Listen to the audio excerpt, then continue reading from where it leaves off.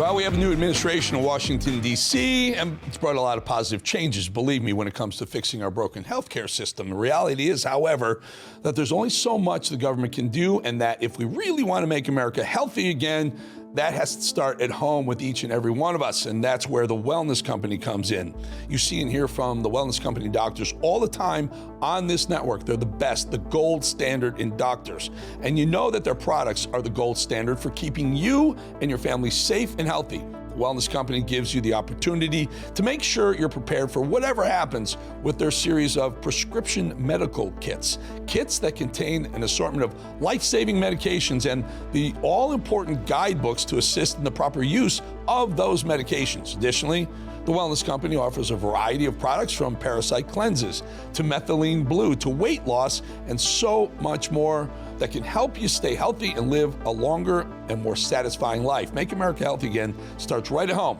Do your part. Protect the health of you and your family. Go to www.twc.health/voice. That's www.twc.health/voice today and order. Again, twc.health/voice. And by the way, use that promo code VOICE to save 10%. Great company, great doctors, great guidebooks. It's official. In order to make the word socialism go down a little bit easier, Democrats are exercising their usual rebranding. Instead of socialism, they're calling it affordability. And Hakeem Jeffries, fake Obama, clearly got the menu. The three primary ones, where you have moderates in New Jersey and Virginia, and obviously a self-proclaimed democratic socialist in New York City. What lessons can you glean from that as you look to issues and candidates for next year? Well, Abigail focused relentlessly on affordability and driving down the high cost of living in Virginia. Mikey Sherrill, of course, focused relentlessly on affordability and dealing with some of the escalating prices that have been experienced in New Jersey. And of course, Zoran has focused relentlessly on affordability. That's the connective tissue that we've seen all across the country. Affordability, socialist, really, but affordability. In case you weren't quite sure, Jeffries has learned to answer all questions about Mamdani, bringing up that same Democrat favorite new word, affordability, all while throwing in some of the usual lies and propaganda. Does he have an ideology that you would want your candidates in 2026 to have? Well, from the standpoint of House Democrats and what our focus has been, clearly we have an affordability crisis in the United States of America, and our focus will continue to be on driving down the high cost of living in this country. Donald Trump promised to lower costs on day one. Costs haven't gone down, they're going up. He's crashing the economy in real time. His tariffs are going to impose thousands of dollars in additional cost on everyday Americans per year. And he may even be driving us toward a recession. It's the reason why Donald Trump has become so unpopular. Affordability. This is what they do. They send out the message to all them Democrat operatives. Use the word. Don't use communism. Don't use socialism. Don't use democratic socialism like Mamdani does himself. Use affordability. It's easier. It tastes better. Tampon Timmy Walz got the message too. This is basically a communist uprising by the Democrat Party, somehow promising Americans more affordability. As always, they have no idea how to actually deliver that to Americans. Remember Joe Biden, Bidenomics, without more taxes and socialist spending. I think we have shown that in many categories we rank at or near the very top in quality of life. But I think the focus in all of those races is that we have to bring down the cost of life for many people. And that means things like childcare. It means things like housing. And it certainly means things like food and the food insecurity issue that we saw. And again, I don't know, for what it's worth, my pro tip to the president would be is don't hold Great Gatsby parties on the night before you're going to punish people for being hungry. It is not a sin to be poor. Someone got Timmy couldn't afford a comb? Things got a little heated between Republican Senator Bernie Moreno and Democrat Senator Jackie Rosen. Just another example of Democrats who've repeatedly voted against ending the government shutdown. They voted against it, but they love to pretend that the shutdown is, well, clearly not their fault.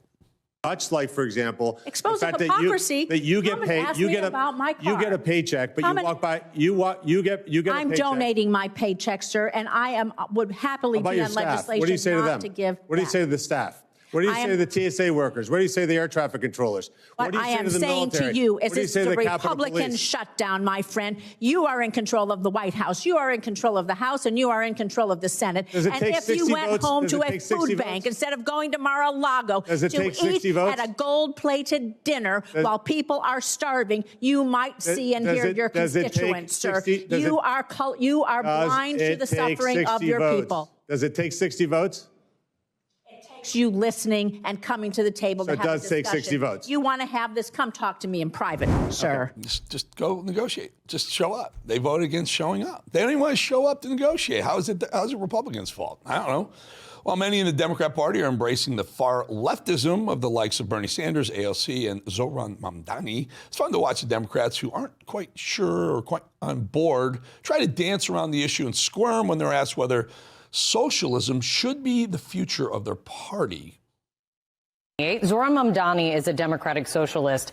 That is not your brand of politics in the Democratic Party, but has people saying that he is or should be the direction that the party is going. What do you think of his win, and do you think that he is a leader in the Democratic Party?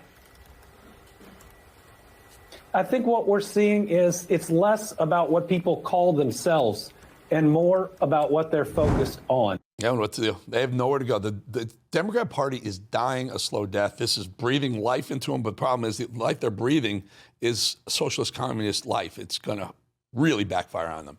When it comes to the far left, the Democrat father of socialism is making it very clear that his socialist ideology is not only here to stay, but it's the most powerful element of the Democrat Party right now. Bernie Sanders making it clear that Zoran Mamdani is their new poster child.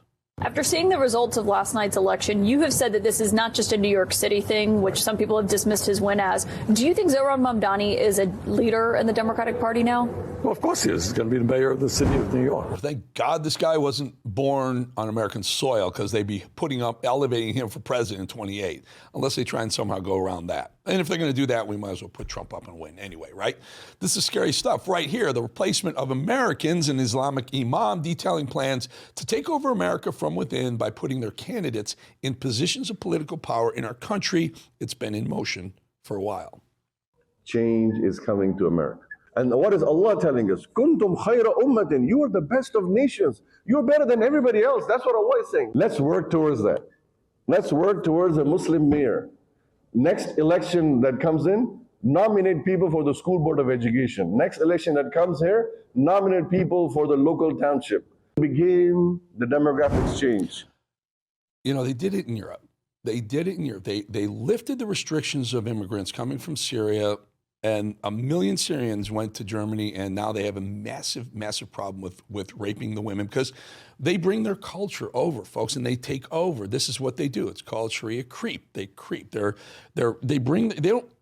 don't come in and try and assimilate to your society. They bring theirs, and they want everything to go. I remember years ago, I was at Fox News, and we're talking about no-go zones in London. There are actually areas where the police were not going into neighborhoods because they're ruled within Sharia law within those neighborhoods. And everyone thought that was crazy. I was nuts. We were crazy. And now there are no-go zones. There are Sharia areas, Dearborn, Michigan, Minneapolis, New York City now, North Carolina. It's creeping. It will continue to creep. They don't want to assimilate. They want to take over.